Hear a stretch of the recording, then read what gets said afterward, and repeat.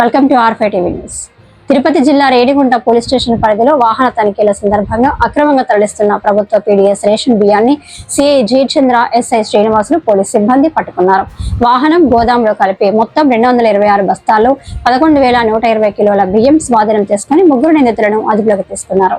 విచారణలో శ్రీకాళహస్తికి చెందిన మణి అనే వ్యక్తి ఆదేశాల మేరకు ప్రభుత్వ పీడీఎస్ బియ్యాన్ని శ్రీకాళహస్తి పరిసర ప్రాంతాల్లో గ్రామస్తుల వద్ద నుంచి పేద ప్రజలకు ఉచితంగా ప్రభుత్వం ఇచ్చిన బియ్యంని తక్కువ రేట్కి కొని అక్కడ నుంచి చెంగారెడ్డిపల్లికి అక్రమంగా తరలించి అక్కడ గోదాములో నిల్వ చేసి అక్కడ నుంచి తమిళనాడు రాష్ట్రాలకు తరలించి ఎక్కువ మొత్తంలో అమ్ముకొనుటకు గాను ఇక్కడ నిల్వ చేయుటకు తీసుకొని వచ్చినట్లు అంగీకరించారు. కేసు నమోదు చేసి బియ్యాన్ని రెవెన్యూ శాఖకు అప్పగించగా దర్యాప్తు కొనసాగుతోంది.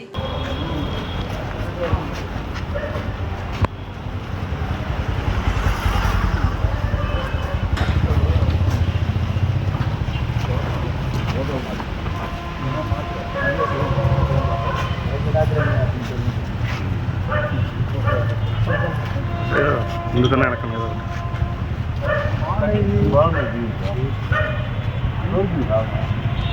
పైన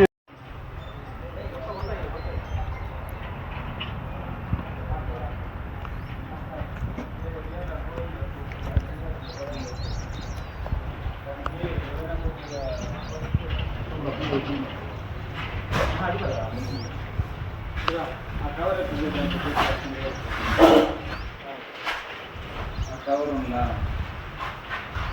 దాన్ని తీసుకొచ్చి అది కింద ఊడిపోకుండా కరెక్ట్గా పెట్టి